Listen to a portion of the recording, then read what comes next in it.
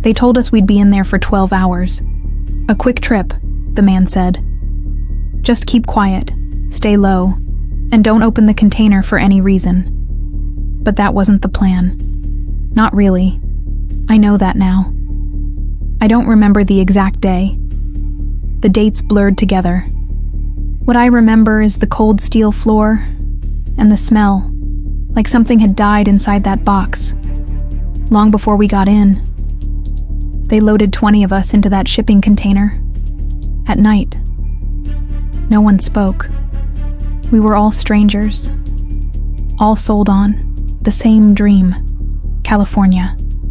Fake names. Clean clothes. And a job waiting at the other end. But as soon as that door closed, the silence changed. There was something off. We expected tight quarters, darkness. But this was different. The floor was wet, not water, but some kind of chemical residue. It stung our eyes, burned our throats. A man in the corner started coughing so hard he vomited. Then another passed out. I thought it was panic, but it wasn't. The walls were hot, not just from the outside sun, but from something pumping in. A gas. Something invisible. One of the women, a teacher from El Salvador, started screaming. She said it smelled like cleaning product. Ammonia. Another guy said it was pesticide. Something used to keep rats out of containers on long trips. But we weren't rats. We were people.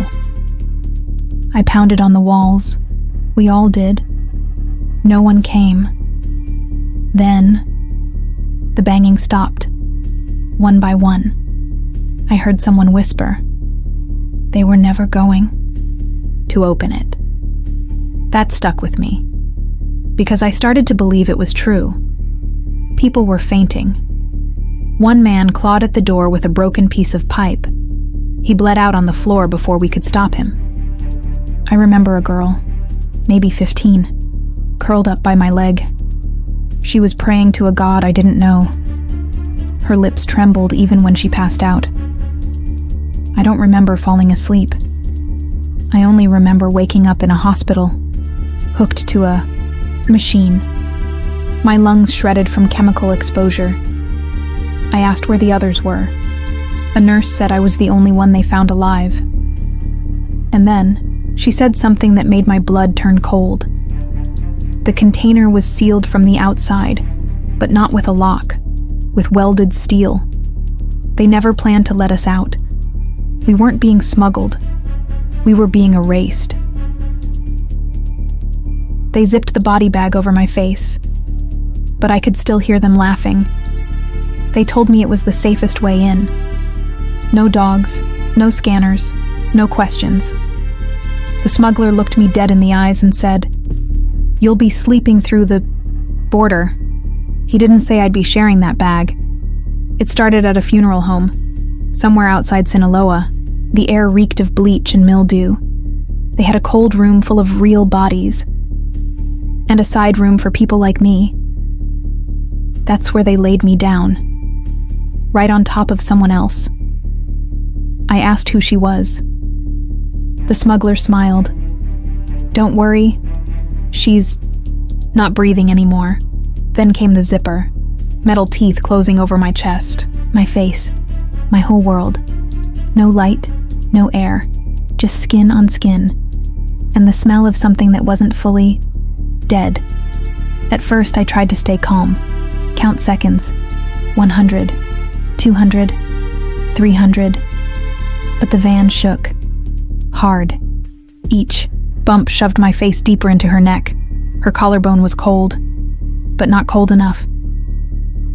The second hour is when it changed.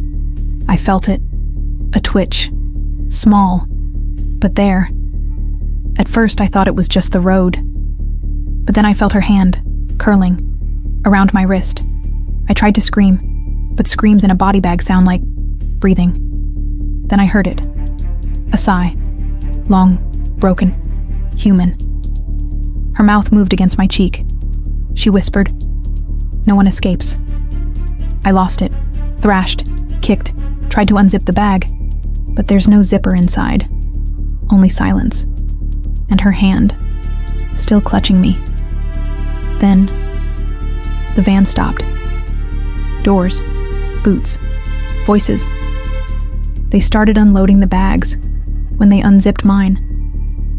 I gasped so hard I thought my lungs would burst. I was drenched, eyes wide. The smuggler looked down and said, "Shit, wrong one." They yanked me out like trash, dropped me on the concrete. Behind me. They lifted her.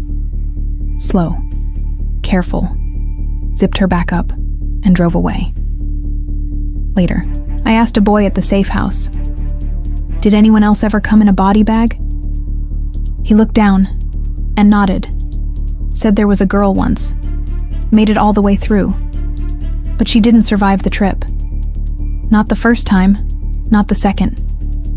They keep her. You know? That's what people say.